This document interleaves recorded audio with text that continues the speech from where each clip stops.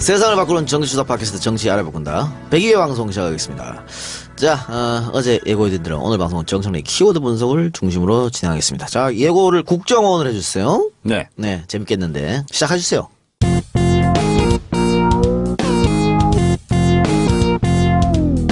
정청래 키워드 분석.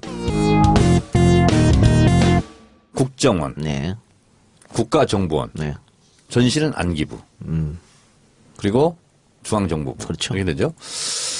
국가정보원은 필요합니다. 제대로 된 국가정보원을 위해서라도 흰쌀에 묻어있는 잡티들 다 빼내야 되죠. 그래서 서훈 국정원장이 출범하자마자 국정원 적폐 청산 TF를 구성하고 오늘 드디어 13개 주제로 목록을 작성했습니다. 예. 13개 항목 읽어보겠습니다. 북방 한계선 NLL 정상회담 대화록 공개, 국정원 댓글 사건, 문화계 블랙리스트, 헌법재판소 사찰, 서울시 유우성 공무원 간첩 사건 조작, 박원순 제안문건, 좌익 교수 필명 사건, 최동욱 검찰총장 뒷조사, 추명호 아주 실명을 거명을 했습니다. 육국장 비선 보고, 극우단체 지원, 세월호 참사 관련 의혹 이렇게 되어 있습니다. 예. 그리고 여기에다가 소위 이탈리아 해킹 프로그램 RCS를 이용한 민간인 사찰 및 선거 개입 의혹, 예. 거기에다가 노무현 대통령 논두렁 시계 사건 이렇게 포함이 되는데요. 최동욱 총장도 포함됐어요. 다 포함이 됐어요. 그래서 이명박근혜 정권 기간 동안 국정원발 대형 이슈들을 예. 총망라한 그런 기분인데요. 여기에 절반 정도는 저하고 직간접적으로 관련이 있고 제가 또 관여했던 그런 바가 있습니다. 정보위 계셔서? 정보위 있으면서요. 네. 자, 근데 국정원의 직무 범위가 어디냐? 이것은 국정원법 3조에 예. 명시가 되어 있습니다. 해외 정보 및 국내 보안 정보 예. 5개 항목에 제한하고 있습니다. 이외에는 어떠한 정보 수집을 할 수가 없습니다. 간첩 잡는 거, 대간첩, 대테러, 방첩, 국제 범죄 조직 뭐 이런 거 있죠. 마지막으로 하나가 대정부 전복. 네, 대정부 전복. 이 5개 이외에는 정보 수집을 할 수 없습니다. 따라서 민간인 사찰이라든가 아니면 무슨 정치인 조난자료 작성이라든가 이런 것은 모두 불법이에요. 예. 이 국정원법 3조에 의해서. 그리고 정치에 개입을 한다. 그러면 국정원법 9조가 공무원은 정치 활동을 할 수가 없고요. 그리고 선거에 개입할 수도 없고 이런 게 이제 국정원법 9조인데 예. 선거법 9조도 공무원의 정치적 중립을 규정하고 있어서 국정원법 선거법이 또 공교롭게 9조가 공무원들의 정치 개입을 엄금하고 있다 이렇게 말씀드릴 수 있겠습니다.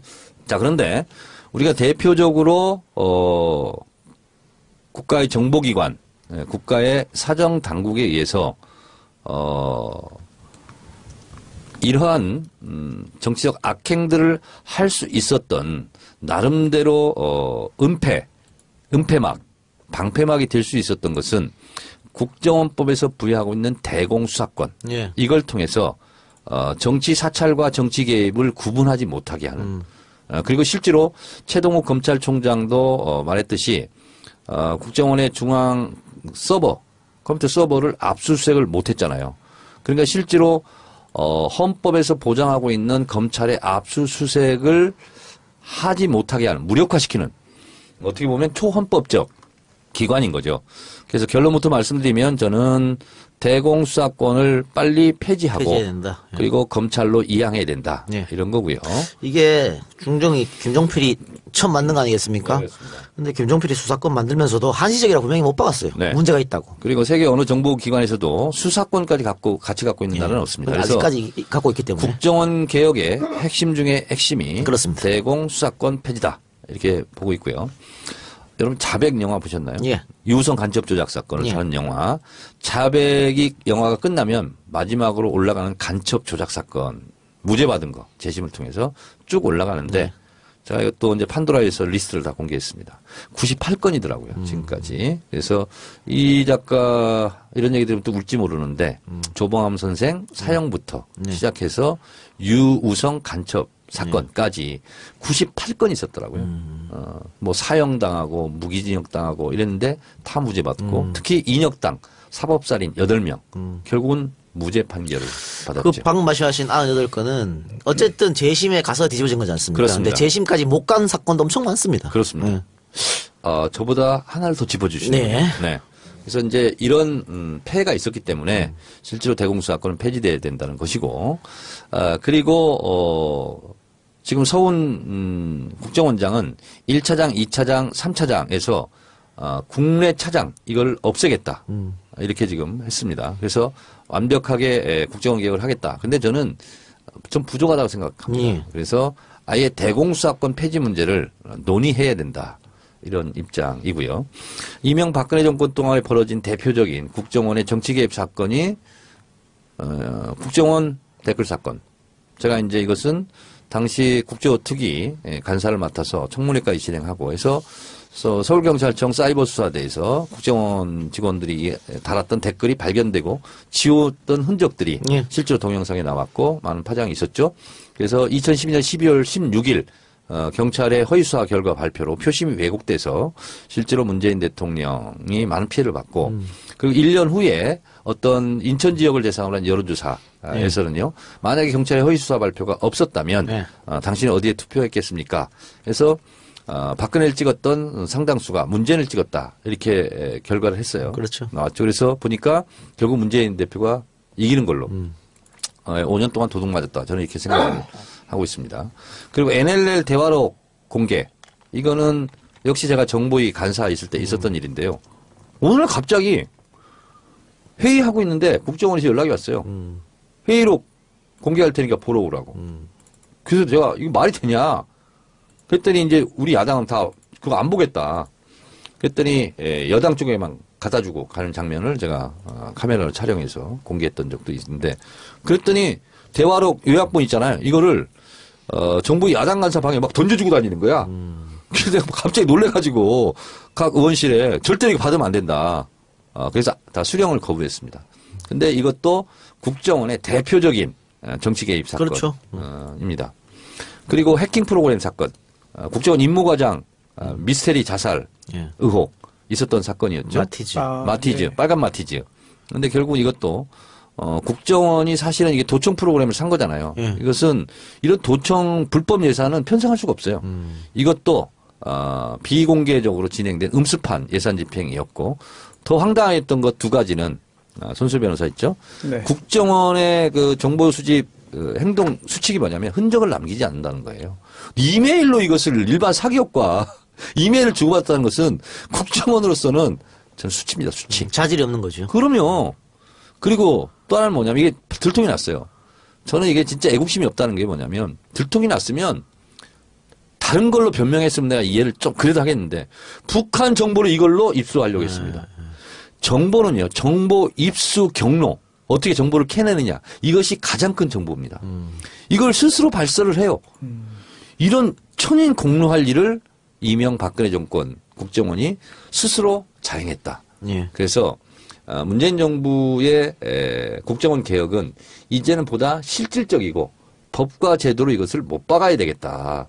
그래서 국정원이 다시는 이런 일을 해서는 안 된다. 이런 거고요. 사실은 국정원이 입맛이 딱딱 맞아요. 그래서 어느 정권이든지 이것을 이용하고 싶은 유혹이 있습니다. 예. 그러나 문재인 정부는 그것을 과감히 끊겠다. 이런 건데 저는 차제에 국정원이 왜 이렇게 무소불위의 힘을 발휘하느냐. 대통령 직속기관이기 때문에 그렇습니다. 대통령의 독대권이 있기 때문에. 자, 국정원장이 청와대 대통령한테 독대 보고를 하러 간다. 그러면 제일 먼저 떠는 사람들이 장관들입니다. 왜냐하면 어떻게 보고를 할지 모르잖아요. 예. 그래서 실제로 국정원 밑으로 수직 계열화 되는 거랑 비슷한 겁니다. 그래서 저는 차제에 대통령 직속기관 이 문제도 해제했으면 좋겠어요. 네.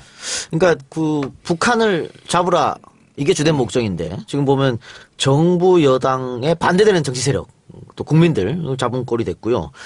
어쨌든 이런 것도 적폐청산 잘못된 걸 바로잡는 하나의 수순이지 않습니까? 근데 정 의원 말처럼 독대 문제도 그렇습니다. 노무현 정부 때 노무현 대통령이 독대를 없애버렸습니다. 국정원 네. 독대를. 근데 이명박이 부활시켰거든요. 이런 식으로 이번에 문재인 정부에서 이렇게 개혁을 해서 국정원 개혁을 한다 그러면 혹시 만일 4년 뒤에 혹은 5년 뒤에 저들이 정권을 잡으면 다시 또 이런 적폐가 부활하지 않을까 이런 걱정도 들어요. 이해찬 총리가 대신 보고를 받았거든요. 국정원장한테. 노무현 대통령이 안 받는다 그러고. 예. 그래서 이제 이해찬 총리가 필요한 것만 대통령에게 다시 이제 재차 보고하는 걸 했는데 이해찬 총리 말씀이 이거예요. 내가 받아보니까 별로 쓸데있는 정보가 없더구만. 그래요. 그러니까 이걸 이용하는 세력들이 나쁜 거죠. 그렇습니다. 그런 것 때문에 정 의원은 그 하나의 방법, 완전히 개혁할 수 있는 방법으로 대통령 직속을 없애라 네. 이런 것이죠. 네. 네. 알겠습니다. 자, 국정에 대해서 우리 송은소 변호사는 혹시 궁금한 거나 알고 싶은 것이나 뭐. 차장이 있잖아요. 네. 근데 이제 뭐 제1, 제2, 제3 하니까 와닿지가 않아요, 사실은. 그동안도 뭐 예전에 YS 때인가요? 김기섭 예. 제 1차장? 2차장? 네. 그것도 그 1, 2, 3으로 하기 때문에 일반적인 뭐 저를 포함한 평범한 사람들의 경우에 확 와닿지가 않아가지고 잘 그 내막을 잘 모르고 넘어가는 경우가 많거든요. 네. 혹시 1차장, 2차장, 3차장이 뭐 어떤 이것을 이제 다시 이름을 붙이겠다는 거예요. 1차장은 해외 차장, 아, 네. 2차장은 북한 차장, 3차장은 방첩 차장. 그래서 이제 3차장은 보통 전산, 컴퓨터 뭐 이런 거예요. 첨단 장비를 이용한 산업 스파이, 대테러 뭐 이런 거거든요. 근데 2차장이 국내 차장이었어요, 그동안. 예. 그러니까 정치 차장인 거죠. 네. 그러니까 국내 파트, 해외 파트, 북한 파트 이렇게 있잖아요. 근데 이게 사실은 2차장 체제로 있다가 3차장 체제로 갔다가 또 2차장 체제로 갔다 뭐 이런 경우가 있었거든.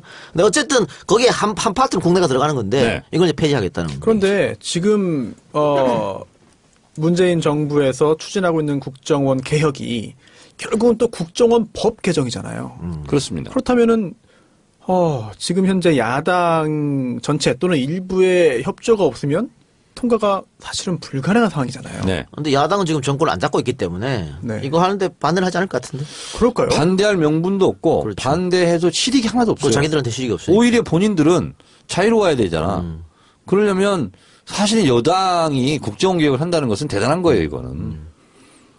우리가 그래요? 갖고 있는 칼 하나 버리는 건데. 그런데 아주 잘 되는 칼 하나 버리는 건데. 근데 서훈 국정원장 그 청문회 때 보면 이완영 의원 등을 비롯해서 국정원의 대공 수사권이라든지 국내 정보 수집 관련해서 이걸 포기하는 게 맞지 않는다라는 질문들을 한 걸 볼 때 글쎄요, 과연 국정원 몸집 줄이기에 지금 현재 야당이라고 해서 과연 흔쾌히 동의해 주겠냐? 또 동의하고 싶어도 지금 무조건 발목 잡는 상황에서 뭔가 이걸 법을 통과시키려면은 현실적인 그런 뭐 당근이라도 있든가 해야 되지 않을까 싶어서 걱정됩니다. 그러니까 이제 이런 겁니다. 댓글 공작 사건 이후에 국정원 개혁 특위가 만들어졌었어요. 그래서 이제 국정원한테 자체 셀프 개혁안을 갖고 와. 박근혜 대통령이 이렇게 이제 지시를 했거든요. 근데 그냥 꼬리 자르기 식으로 갖고 왔거든요. 근데 지금은 이제 대통령이 국정원, 제대로 된 국정원 개혁안 가져와봐. 이렇게 됐거든요. 그래서 국정원 자체에서 하는 힘이 아마 저는, 힘의 원천이 되지 않을까 그런 생각을 합니다. 예. 그렇게 좀 됐으면 좋겠고. 그렇죠. 예. 자, 그러면은, 이것으로, 국정원 관련 키워드 분석 마치고요. 광고 듣고 와서 이야기 계속 하겠습니다. 네, 우리 101에서 잠깐 언급했던, 문재인 대통령의 신 베를린 구상. 네, 신베를린 네. 구상. 눈물이 났어요? 네, 약간 아, 좀 맺혔어요. 예. 사실은 그 전문을 읽어보면서 베를린 구상이 아니라 신 베를린 구상을 이름을 붙이는 것은 2000년 3월 김대중 대통령 이 작가가 너무나 존경하는 네. 우리 DJ 대통령의 베를린 구상을 사실은 나는 따랐다 이런 입장이기 때문에 신 베를린 구상인데요. 김대중 대통령의 베를린 구상의 핵심은 북한 체제 붕괴를 원하지 않는다. 그리고 평화가 정착이다. 평화 정착이 목표다. 이제 그리고 흡수통일을 하지 않겠다는 사실상 선언이었거든요. 근데 이제 신 베를린 구상도 거기에서 그 정신에서 비켜서 있지 않습니다. 5대 정책 구상, 4대 제안이 이제 핵심인데요. 한미 정상회담에서는 남북 관계에 있어서 한국이 주도권을 갖고 그리고 트럼프가 이를 지지한다 함으로써 유엔 제재 국면과 다른 트랙을 투 트랙으로 우리가 주동적으로 남북관계 복원을 위해서 노력할 수 있는 발판을 만들어줬고 트럼프 대통령이 거기에 대한 연대 보증을 서줬던 것이 의미가 굉장히 컸다면 신베를린 구상은 김대중, 노무현, 문재인 이 민주정부 3기 민주정부가 1, 2기 민주정부의 남북관계 한반도 평화 정착을 위해서 노력하고 있고 계승하고 있다 하는 것을 재천명한 것인데요. 첫 번째 키워드가 뭐냐면 오직 평화입니다. 우리는 오직 평화를 추구한다 이런 거고요. 그리고 가장 저는 핵심적인 키워드 중에 또 하나가 뭐냐면 북한 체제 안정을 보장하는 한반도 비핵화를 추진한다. 이거였습니다. 저는 이것이 가장 핵심이다. 이렇게 보고 있고요. 그리고 이제 4대 제안 중에 10월 4일 14선언 10주년이 하필이면 추석입니다. 그래서 이산가족 상봉 그리고요. 비정치, 비군사적 부분에서 일관성 있게 교류 협력을 하자. 뭐 이런 거고요. 그리고 실질적으로 북한과 함께 할 수 있는 또 함께 할 수밖에 없는 뭐 예를 들면 임진강 수해 대책이라든가 아니면 전염병 대책이라든가 이런 것은 곧바로 하자. 그래서 남북 채널을 복원하자. 이렇게 이제 구체적으로 이제 제안하고 있고요. 그래서 한반도 신경제 지도를 그리자 이것인데요. 이것은 문재인 후보 시절에 당대표 시절에 실제로 신경제 지도를 한번 발표한 적이 있습니다. 그래서 남북 철도를 연결하자. 뭐 이렇게까지 지금 나오고 있습니다. 김대중 대통령 베를린 구상 때는 2000년 3월이었는데요. 그 해 2000년 6월 정상회담을 했죠. 그러니까 베를린 선언 발표 이후에 석 달 만에 북한이 크게 반응해서 정상회담이 성사되었죠. 그리고 이제 문재인 대통령 이 신베를린 구상에서도 김정은 위원장과 정상회담 하자 이렇게도 이제 제안했는데 김대중 대통령은 중반기, 노무현 대통령은 이제 후반기에 정상회담이 돼서 실제로 일할 수 있는 시간이 적었거든요. 예. 근데 문재인 대통령은 지금 취임하자마자 정상회담을 사실상 제안한 거지 않습니까? 그렇죠. 그런 면에서 봤을 때 정상회담은 저는 빠르면 빠를수록 좋겠다. 이렇게 되고요. 중요한 것은 북한 5세 미만 영유아가 유엔 보고서에 하면 28%가 영양실조에 걸려 있다. 이것은 무조건 일관성 있게 정치적인 상황과 분류해서 따로 따지지 말고 지원하자. 이런 건데요. 저는 판도라 얘기해서 죄송한데 정두원 의원이 그거 보고 깜짝 놀랐대요. 왜냐하면 북한이 ICBM을 발사했는데 이렇게 되면 보통 강공정책으로 나가는데 그럼에도 불구하고 이런 입장을 발표하기 어려운 국면이 조성되었음에도 불구하고 독일에 가기 전에 무력 시위하고 우리도 좀 쏘고 미사일 쏘고 가서는 역시 안정감 있게 이 국면이 어려운 국면에 이걸 발표했다는 것이 자기는 더 높이 평가할 만하다. 그렇게 얘기해서 그렇게 높이 평가하는 부분에 대해서 더 높이 나는 평가한다. 이렇게 얘기를 했죠. 그리고 어쨌든 그 신베를린 구상을 얘기하면서 이제 북한 붕괴는 바라지 않는다 이런 얘기도 있었고요. 네, 침략하지 않겠다. 그렇죠. 네, 또 언제든 만날 용의가 있다. 인위적인 통일하지 않겠다. 그렇게 얘기했는데 이 신베를린 구상에 대해서 일단 뭐 TV조선 같은 경우에는 북한이 반대 입장을 냈다는데 거짓말이고요. 네. 입장 낸 거 전혀 없습니다. 네, 아직 낸 거 없습니다. 예, TV조선의 바람이겠지. 전원책 변호사의 바람이겠고. 근데 왜 그런 보도가 나와요? 전원책 변호사 그렇게 얘기하더라고. 바람을 방송에서 한 거야. 예. 그런 바람 피운 거지. 그거는 신베를린 구상 나오기 전에 북한이 한 이야기를 갖다가 쓱 끄집어내서 다시 이렇게 밀어넣은 거죠. 그건 말이 안 되는 거고. 그래서 그런지 어쨌든 이 신베를린 구상에 대해서 국민 여론은 대단히 좋습니다. 예. 그 리얼미터가 조사를 했는데요. 신베를린 구상에 대해서 66.2%가 찬성, 반대는 22.5%밖에 없어요. 예. 없고 이 재밌는 거는 광주 전라가 당연히 찬성이 압도적으로 높습니다. 1등이거든요. 2등이 서울. 근데 3등이 부산 경남이고 4등이 대구 경북이에요. 그 수로 찬성이 높아. TK, PK에서 높다니까 찬성이. 근데 저는 놀라운 또 여론조사가요. 실현 가능성이 있다가 47%예요. 예. 가능성이 없다가 41%. 예. 그게 실제로 실현 가능성도 있네. 저는 이 통계 수치가요. 실현 가능성이 없다고 높다는 것이 매우 놀라워요. 그렇죠. 왜냐하면 이명박 박근혜 9년 내내 압박하고 이러면서 대화가 불가능했었거든요. 네. 그러니까 이런 구상을 내놔도 안 될 거야라고 생각할 수 있어. 한 10년 동안 그렇게 했기 때문에. 그러니까 9년 동안 실질적으로 엄청난 양의 종북 어떻게 보면 바이러스를 그렇죠. 전 국민에게 지금 뿌린 거 아니에요. 이게 일시에 거쳤어. 그럼에도 불구하고 이렇게 결과가 네. 나왔다는 거에 대해서 희망이 있다. 특히나 대북 북한 관련해가지고 대화를 할 것이냐 대결할 것이냐 이런 여론조사 했을 때도 최근 들어 대화를 해야 된다는 게 굉장히 훨씬 더 높게 나오고 있는 추세죠. 그러니까 미국에서도요, 이제 대북 압박 그러잖아요. 근데 그 압박과 제재도 결국은 대화를 통해서 뭔 문제를 해결해야 될 거 아니에요. 그래서 손수철 변호사 이런 네. 말 들어봤어요? peaceful pressure. 네. 야, 평화로운 압박. 평화로운 압력. 이거 있잖아요. 그래서 확실히 이 대통령 하나가 특히 남북 관계에서는요. 굉장히 중요한 키맨이에요. 이것은 마음먹기 달려있는 거예요. 대북 관계는. 그래서 문재인 대통령이 저는 김대중 대통령, 노무현 대통령을 잇는 신베를린 구상 전문을 한번 읽어보세요. 나는 이 자리에서 분명히 말합니다. 이러면서 얘기하는데 감동적입니다. 저는. 그래요. 근데 문제는 이제 북한이 어떤 입장을 내놓는가 하는데, 우리 100일에서 얘기했습니다만 아무런 지금 대답을 안 하고 있는 상황입니다. 저는 이렇게 생각합니다.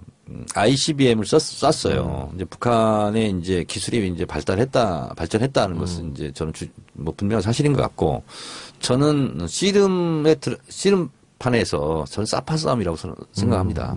아니, 미국에 왜 쏘겠어요? 미국을 향해서.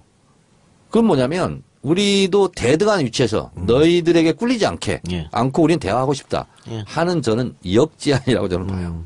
그러니까 핵 보유국 지위 인정해달라. 네. 뭐 이런 것 같은데, 그래서 일각에서는 북한은 결국은 그 남한이랑 대화를 하지 않고 미국하고 대화하려고 그런 거 아닌가? 이런 주장도 있어요. 여기서 뭐 어떻게 생각하세요?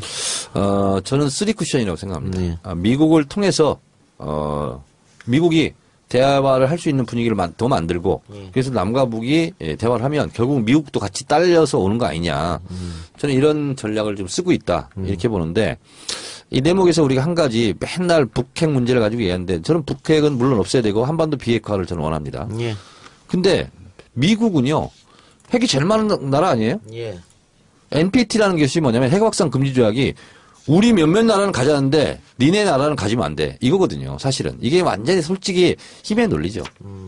근데 저는 문재인 대통령이 또 첫 일정을 독일에 가서 동백나무를 심었잖아요. 유이상 선생 묘소. 야, 이런 구상은 이런 아이디어는 누가 낼까? 누군가 내겠죠. 네. 예.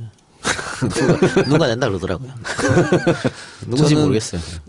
이것은 뭐, 의전 비서관 쪽에서 저는 낼 거라고 저는 보는데, 기가 막힙니다. 이렇게. 예. 하나 궁금한 게 있습니다. 지금 정 의원님께서 이제 그 한반도 비핵화 찬성하신다고 말씀하셨는데 저도 그런데 원유철 의원 네. 우리나라도 핵 보유하자라는 네. 이야기를 아주 당당하게 하고 있습니다. 그건 진짜 아무것도 모르는 인간이 하는 소리지. 그거. 그러니까 저는 그거 볼 때마다 참 영혼이 쓸쓸하고 불쌍해 보여요. 이건 뭐냐면 원희철 의원을 그걸 다른 말로 한다면 한미동맹 깨자는 그렇죠. 미국이 절대 안 된다고 하는데 뭐 어떻게 우리가 개발할 거야 그러면? 그리고 한미 원자력 협정도 깨야 돼요. 왜냐하면 미국이요. 우리 원전에서 나오는 거 있잖아요. 원전 찌꺼기. 이걸 혹시 핵 하는 거 아니야? 그래서 낱낱이 다 봅니다. 그러면. 반미주의자네요. 그게 반미지 저건. 그리고요. 우리 NPT 탈퇴해야 돼요. 아유, 그럼 국제적인 제재가 그렇지. 그러면서요. 또 이란급으로 올 텐데. 북한을 욕할 수가 없어. 그렇네요. 원희철대로 얘기한다면 우리 NPT 탈퇴하고 한미 원자력 협정 깨고 한미 동맹 우리는 깬다 하고 선언하고 해야 되는 거거든요. 아니 있던 전술핵도 다 내보냈는데 뭘 핵을 만들어? 말도 안 되는 얘기죠, 그거는. 그러니까 갖고 뭐 어디서 갖고 올 거야? 북한? 북한에 될 거야? 원희철 의원 좀 유아틱한 좀 철딱선이 없는 얘기 그만하세요. 네. 그래요. 자, 그러면 국내 정치 얘기 다시 돌아가 봅시다. 아니 근데 네. 저 이번에 G20 네. 정상회담 있잖아. 네. 많은 숨겨진 사실이 있더라고. 네. 뭐냐면 박근혜 전 대통령 취임 이후에 첫 G20 정상회담하고 비교를 하는데 박근혜 대통령은 의장국 몇몇 회담하고 너브콜이 안 들어왔대요. 회담하자고. 근데 문재인 대통령은 19군데에서 사실상 다 들어왔대. 야 19군데에서. 외국 정보기관들의 정보력에 그리고 감탄합니다. 그렇죠. 특석에서 예정이 없던 것도 막 정상회담하다 그러고 특히 메르켈 총리 같은 경우는 나랑 꼭 만나달라고. 어. 그렇게 관심을 표명했고, 네. 그리고, 뭐, 다른 정상들도 다 만나기를 원했대요. 근데 이것은 문재인 대통령이 잘생겨서 이런 것도 하나 있겠지만, 한국 국민들의 높은 민주주의 의식, 촛불 혁명, 이거를 국제사회가 우리가 평가하는 것보다 훨씬 높게 평가한다는 거예요. 아니 그런 것도 있겠지만 기본적으로 독자자의 딸이 대통령 된 거 하고 인권 변호사가 대통령이 된 거하고 아주 그건 기본적으로 다른 것이죠. 그러니까요. 하늘과 땅 차이죠. 그럼 그러니까 해외에 있는 교포들이 특히 대한민국 국민임을 자랑스럽게 생각하고 우리 뭐 영국 음악축제 이문덕 이게 다 문재인 덕분이다. 네. 그래서 특히 해외에 있는 교포들이 정말 감격스러워하고 정말 기뻐하는 것 같아요. 저는 그런 얘기도 들었거든요. 내 친구 언젠가 우리 정치알바에 한번 얘기한 것 같은데 미국에 있는 내 친구가 야 니네는 어떻게 트럼프를 뽑냐. 그러니까 미국 친구가 바로 그랬다는 거 아니야. 니네는 박근혜 뽑았잖아. 그러니까 할 말이 없더라는 거야. 근데 어쨌든 해외 나가면 다 애국자가 된다 그러는데 외국에 살고 계시는 우리 동포 여러분들에게는 문재인 대통령이 큰 선물인 것 같아요. 예, 그렇습니다. 자, 그럼 국내 정치 얘기 좀 해봅시다. 지금 야 3당이 송영무 조대엽 후보자에 대해서 문 대통령 임명을 강행할 시에 협치는 완전히 끝나는 것이다. 이렇게 거의 반협박식으로 나오고 있어요. 그러면서 이 송영무 조대엽 후보자보다 더 늦게 이제 청문회를 한 그 유영민 후보자 같은 경우는 벌써 청문고사 채택했어요. 그러면서 이 사람들은 안 해주고 있어가지고 일단은 그 문재인 대통령도 강행은 하지 않고 더 며칠 지켜보기로 했다. 뭐 이런 것 같아요. 그리고 민주당에서도 시간을 좀 달라. 야당을 설득할 수 있는 시간이 이렇게 이제 얘기를 한 것 같은데 두 사람에 대한 그 임명 어떻게 대통령은 강행할 거로 보십니까? 아니면 뭐 두 사람 중에 한 명? 저는 이게 이해가 안 가는 것이요. 예. 어쨌든 야당의 목소리에 귀를 기울인 거 아니에요. 일단 보류한 거 아닙니까? 연기. 연기하고. 예, 예. 그러면 야당은 어떻게 나와야 되냐면 우리 얘기를 들어줘서 고맙다. 우리 좀 더 협상을 하자. 예. 이렇게 나오는 건데 연기한 거 가지고도 꼼수다 이렇게 네, 얘기해버리면 네, 네. 이건 대화를 하겠다는 게 아니고 협치를 가지고 협박하는 거예요. 이거. 일단 정치를 모르는 제가 먼저 말씀드리고 그다음에 의원님께서 말씀을 해주시면 좋을 것 같은데 그냥 다 임명할 것 같습니다. 저는. 어떻습니까? 의원님께서. 그냥 임명했으면 좋겠어요, 저도. 뭐 이런 식으로 나오는데 뭐라고 어떡하라고. 그렇죠. 뭐 안 할 이유도 없을 것 같고. 그러니까 문재인 대통령은 이제 원칙주의자라고 많이 얘기하는데 아마 대통령이 세운 원칙은 그런 것 같아요. 국민들의 여론을 최우선을 하지 않나 이런 생각이 드는데 국민 여론도 두 사람 임명이 지금 높기 때문에 임명할 것도 같은데 그랬을 때 또 후폭풍을 생각을 또 안 할 수가 없거든요. 그런데 임명을 둘 중에 적어도 한 명을 뭐 지명을 철회한다면 야당이 추경이나 정부조직법 통과에 바로 협조해 줄까요? 그것도 그렇죠. 저는 야당이 하도 때렸으니까 그래. 당신들 뜻대로 그냥 한 명은 내가 좀 물을게 이렇게 해버리잖아요. 그러면 추경 가지고 더 또 집중적으로 달라질 거라고 봐요. 저는 어차피 자기들이 목표를 세우고 하는 거기 때문에 저는 뭐 야당이 이러면 협치를 하고 저러면 뭐 안 하고 이런 문제는 아닌 것 같아요. 그러니까 사실은 이거 가지고 정치적 딜을 한다는 게 웃긴 거죠. 되면 되고 안 되면 안 되는 거지 장관이 뭐. 아니 추경을 그리고 협조를- 추경은 추경이고 인사는 인사지. 그렇죠. 그걸 가지고 딜을 한다는 자체가 이해가 안 되는 거고. 그리고 그 조선일보 오늘자 조선일보에 이 인사 관련돼서 정부가 특히나 청와대가 고집 부리고 있다라는 취지의 기사가 정말 여러 개 나왔어요. 뭐 지금 여러 개 나왔는데요. 그 중에 또 표현 자체가 굳이 한 명만 날린다면 여는 조대엽, 야는 송영무라는 추측성 기사가 나오기도 하고요.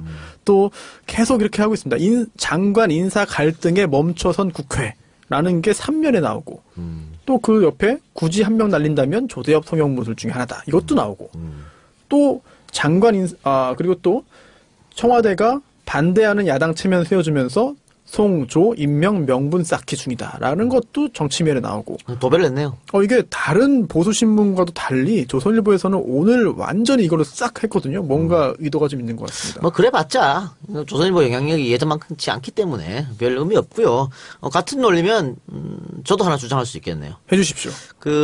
굳이 종편에서 하나를 날리자면 TV조선을 날려야겠다. 그럼 되는 거잖아. 섭외 안 오나요? 네. TV조선? 네. 나 TV조선 나간다 그랬는데 섭외가 안 오네? 그래요. 하여튼, 언론 보도는 그런 식으로 계속 하는 것 같고요. 어쨌든 대통령의 선택을 조금 더 우리는 지켜보면 될 것 같고, 그 자유한국당이 혁신위원장으로 유석춘 연대 교수를 임명했는데, 혁신위원장과 유석춘 전혀 맞지 않는 것 같은데. 충격적입니다. 당이 자꾸 빠꾸 하는 것 같아요, 얘네들은. 날 샜다. 이건 정말 보나마나다. 대충격. 예. 그러니까 이 사람이 이제 과거 일베 지지하는 분 그렇죠. 아니에요? 일베 지지했던. 그 표현 자체가 뭐 엄청나더라고요. 뉴라이트 출신 아니야 또. 그렇죠. 국정교과서 찬성하고. 찬성. 네. 대단하신 분이에요. 그러니까 아우. 우파의 혁신은 더 우파로 가는 거죠. 그렇죠. 그 탄핵 때도 거리에서 태극기 들고 나간 사람이에요. 그리고 이 사람 진짜. 아버지가 박정희 때 또 한 자리 했어. 그래요? 뭐 그런 거지 뭐. 일베를 악의 근원이라고 얘기하는 건 이해가 되지 않는다라는 말도 했고요. 또 일베가 고수들이 모여있는 곳이 숨어있는 사이트다라는 말도 했고요. 일베에 대해서 이렇게 왜 유독 일베에 대해서만 시비 거는지 모르겠다라고 이야기를 했고, 대한민국의 정통성을 사랑하는 지향을 칭찬해주지는 못할 망정 왜 비난하는지 이해를 못하겠다. 이런 걸 진짜 뭐 동영상이 지금도 있으니까요. 보시면 되겠습니다. 요걸 사자성어로 하면 곡학아세예요. 공부 이렇게 해놓고는 이렇게 세상을 네. 이상하게 쳐다보고 이상한 얘기를 하고 다니니까. 연세대 이승만 연구원 원장, 그러니까. 박정희 대통령 기념재단 이사, 예. 국정교과서 찬성하는 교수 모임인 올바른 역사 교과서를 지지하는 교수 모임에서 활동. 저는 어떻게 보면 다행이라고 보는데. 네. 그러니까요. 민주당 입장에서는 잘 됐다. 네. 또 문재인 정부 입장에서는 너무 좋다. 바른정당이 제일 좋아하지 않을까요? 바른정당도 좋아하죠. 네. 차별화를 이제 할 수 있으니까. 야, 이거 차별화 되는 것 같아요. 저는 홍준표가 좀 정신을 차린 줄 알았어요. 전혀 아닌 거예요. 왜냐면, 밀어줄 건 밀어주고, 반대할 건 반대하자. 이러면서 이제 정우택하고도 좀 다른, 노선을 걷는 텐데, 이분 임명하는 거 딱 보면서, 야, 정신 상태는 뭐 거의 국민의당 수준이네. 네. 그 지금 이런 생각을 했어요. 홍준표가 이제 그 사당화 하려고 하는 것 같습니다. 근데 최고위원회의에서 오늘 만장일치로 추대했다고 하는데, 의결해서 이제 한 거잖아요. 네. 근데 최고위원회의에 원내대표도 당연직으로 있지 않나요? 이제 들어가죠. 그러면은 정우택 원내대표도 여기에 다 찬성을 한. 이건 뭐냐면, 마음속으로 반대일 텐데, 반대해봤자 안 될 거니까. 아니, 그래도. 그런 거예요. 그래요? 근데 이제 또 이제 정우택 원내대표 자체가 홍준표 개인하고 좀 싫은 관계지만, 네. 안 좋은 관계지만, 본인도 동의하는 거죠. 그렇죠. 그래요? 네. 인터넷 공간은 너무 좌편향돼 있어서 우파는 숨 쉴 수가 없었는데 일베가 그 숨을 틔워줬다. 그러니까 잘 됐다니까. 그러니까 훌륭한 선택이야. 국정원에서 옛날에 썼던 2011년 11.6 재보궐선거 직후 작성했던 SNS 장악 그 문건 있잖아요. 똑같은 생각이에요. 똑같은 생각이지. 예. 이거 참. 예, 홍준표 씨의 선택에 박수를 보내드리고요. 박수 한번 치세요. 마음속으로 엄청 치고 있어요. 한번 쳐. 자, 그리고 바른정당 얘기가 나왔으니까 왜 김경률 씨가 기획국 폭로하면서 유영아가 날 만나러 왔다고 얘기했잖아요. 그때 이 의원이 봐라! 나 아니었잖아! 억울하다! 라고 했는데 김경준이 이번에 또 그렇죠. 뭐야? 이 의원도 만나러 왔는데? 이런 얘기. 그랬어요? 예, 얘기를 했어요. 전문가 아니십니까, 정 의원님? 어떤 전문가? BBK. 뭐 그렇다고 볼 수는 없지. BBK 최대 전문가는 네. 정봉주 선생. 그렇긴 하죠. 그러니까 유영아는 변호사니까 김경준을 네. 다이렉트로 만날 수 있었고 당시 네. 빵에 있었으니까. 네. 근데 이혜훈은 변호사가 아니어서 직접은 못 만났지만 누굴 이혜훈이 보냈다. 사람을 시켜가지고 네. 변호사를 그러니까 그렇습니다. 변호사가 이혜훈이 보내서 왔다. 네. 미국까지 갔다는 거잖아. 그런데 네. 이혜훈은 아니라고. 그렇습니다. 그리고 또 표정도 적나라하게 캡처돼가지고 인터넷에 나돌고 있는데 아니 그거는 유영아 씨라고 했나요? 유영아 씨가 다 알아서 한 건데 제가 관여할 이유가 뭐가 있습니까? 라고 관여된 바 없다고 했습니다만 글쎄요. 김경준 씨가 좀 더 구체적으로 이야기한다면은 새로운 상황으로 갈 수 있을 것 같습니다. 이혜훈 의원 17대 국회 때 저랑 어느 방송인가에 토론 한번 한 적이 있습니다. 그때 보고 참 답 없다 이렇게 생각을 했는데 김어준이 뉴스공장 나오면서 좀 착해진 거 아니야? 세탁이에요, 세탁. 이렇게 했는데 저는 본질은 변하지 않는다. 그럼요. 네. 예. 그쪽 출신이 뭐 세탁한다고 해서 세탁이 됩니까? 예. 그리고 아니땐 굴뚝에 연기는 나지 않는구나. 그때 소문이 그랬으니까 낫겠지. 또 그런 생각도 들어요. 또 김경률 씨가 일부러 이혜훈을 엿먹이려고 거짓말할 이유가 없잖아. 지금 안 그래요? 그렇죠. 그럴 이유가 없기 그럴 때문에. 이유가 없죠. 예. 네. 저는 이혜훈 의원의 말보다 김경률 씨의 말이 더 신뢰감이 간다. 뭐 이런 결론을 내리고 일단 이것도 재미있게 지켜보면 아주 좋겠어요. 네. 자, 그러면 광고 듣고 와서 계속 이야기하겠습니다. 그 101회에서 이재용 재판 조금 더 얘기하자 했잖아요. 지금 얘기합시다. 그 이재용도 지금 구속기간 만료가 다가옵니다. 이재용은 뭐 한 달 앞으로 다가온 것 같아요. 8월 예, 8월 8월이죠. 만료 아니에요? 네네, 그렇습니다. 한 달 정도 남았는데 재판부가 1심 구속기간 만료 전에 선고할 계획이라고 하는데 이건 어떻게 오피셜인가요? 아니 이거는 사실 모든 재판부가 그 피고인 구속기간 만료되기 전에 판결을 선고하려고 합니다. 네, 그래서 이건 뭐 확인할 필요도 없는 것이고요. 다만 실제로 그렇게 할 수 있는 여건이 되느냐 여부는 또 다른 문제긴 한데요. 하지만 이재용 부회장 같은 경우에는 뭐 재판 진행에 있어서 그동안 차질이 없었고요. 예. 또 굉장히 뭐 빠짐없이 재판이 이루어졌기 때문에 재판부의 의도대로 판결 선고가 되지 않을까. 뭐 절차적으로는 예. 그렇게 예상합니다. 그런데 지금 뭐 언론에서도 다양한 이야기를 하고 있습니다만 안종범 수첩 있지 않습니까? 네. 깨알같이 적었는데 예. 특검에서 안종범 수첩을 직접 증거가 아닌 정황 증거로 채택했어요. 네, 이게 간접 증거. 간접 증거죠. 그래서 이게 특검이 불리해진 거 아니야? 이런 이야기도 좀 있어요. 저는 그렇게 보지 않습니다. 예. 네, 왜냐면은요, 이게 형사 사건에서 증거라는 게 직접 증거와 간접 증거로 나눌 수 있겠는데, 직접 증거는 정말로 그 증거를 가지고 범행 사실을 딱 입증할 수 있는 거잖아요. 그런데 주된 혐의가 뇌물이잖아요. 예. 뇌물을 주었다, 뇌물을 받았다, 라는 혐의를 입증하려고 하는 건데, 그럼 직접 증거는 뭐가 있을까요? 만약에 누가 주고받은 사진, 영수증 뭐 이런 게 그렇습니다. 있어야겠죠. 아니면 카메라를 설치해서 영상이 네네, 있거나 네네네. 뭐 이런 게 직접 증거일 텐데요. 뇌물 관련된 사건에 직접 증거가 있다? 없는 게 거의 대부분이죠. 없는 게 당연합니다. 그래서 간접 증거들을 가지고 이제 직접 증거가 있는 것과 유사할 정도로 증명한다면 유죄 판결이 선고되는 것이고 그러지 못할 경우에는 안 되는 거잖아요. 그렇다면은 지금 이 안종범 수첩은 직접 증거가 될 수 없어요, 사실은. 왜냐하면 안종범 전 수석이 당시에 독대 자리에 있던 건 아니거든요. 예. 그렇기 때문에 안종범 수석이 당시 현장에 있었고 그 자리에서 오고 간 이야기를 적었다라고 한다면 직접 증거가 될 수 있겠지만 그게 아니라 독대가 끝나고 박근혜 전 대통령으로부터 지시를 들었고 그걸 적은 거잖아요. 그렇다면 그 둘 사이에 있었던 독대 자리에서 있었고 그리고 또 뇌물에 대해서는 간접 증거가 될 수밖에 없는 거거든요. 따라서 특검이 더 불리해진 거라고 볼 수는 없습니다. 다만 이제 특검이 이제 헤쳐나가야 될 것은 이 간접 증거를 가지고도 유죄 판결을 선고받을 수는 있지만 간접 증거들을 종합해서 판사가 유죄의 확신을 갖도록 만들어야 되는 것인데 그거는 정말 이제 검사 그리고 특검의 몫이죠. 과연 가능할지 여부는 그들의 역량에 달려 있는 것이고요. 법조 사륜 네. 중에 하나인 네네. 제가 법조 전문가로서 봤을 때 직접 증거는 박근혜가 말하는 것을 녹음을 했다. 그건 직접 증거가 될 수 있죠. 그렇죠. 근데 이건 받아 적은 거예요. 그렇습니다. 그렇기 때문에 당신의 의견이 들어간 거 아니야?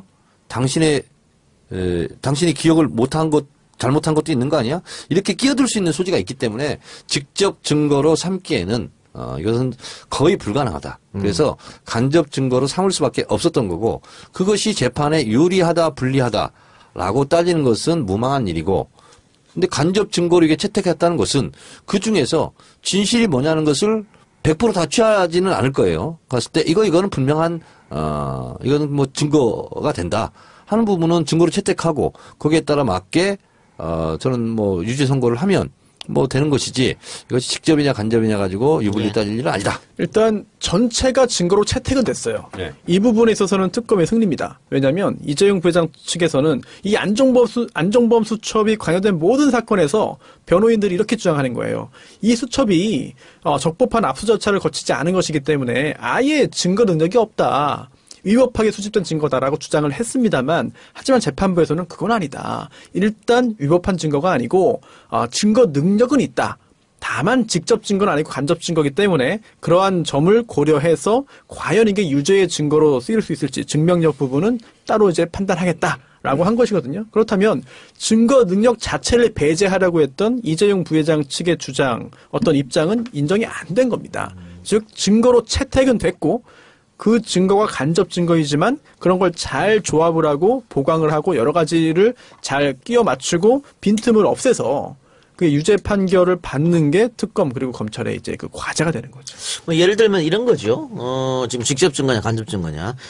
이재용하고 박근혜가 독대를 했잖아요. 네. 독대를 해서 어떤 얘기가 나온지는 두 사람 아니면 알 수가 없죠. 그럼요. 독대를 했으니까. 모르는 게 거의 대부분의 경우예요. 그게 당연한 거예요. 배석자도 없어. 네. 근데 박근혜가 두 사람 이재용 만나고 나와가지고 안종범한테 이런 걸 지시를 했단 말이야. 네. 그걸 안종범 수첩에 적었어요. 그렇습니다.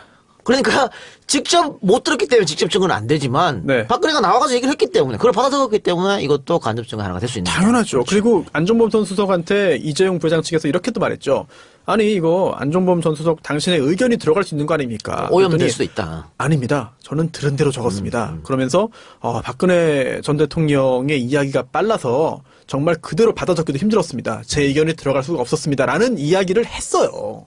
근데 박 대통령 말이 빨라? 근데 그게 듣기에는 느린데 받았으면 적어보세요. 그렇죠. 예, 이거 웬만큼 느린 말도 받아 적긴 진짜 어렵거든요. 그리고 간접 증거, 직접 증거 약간 헷갈릴 수 있는데 확 와닿는 게 하나 있습니다. 바로 시신 없는 살인 사건. 네.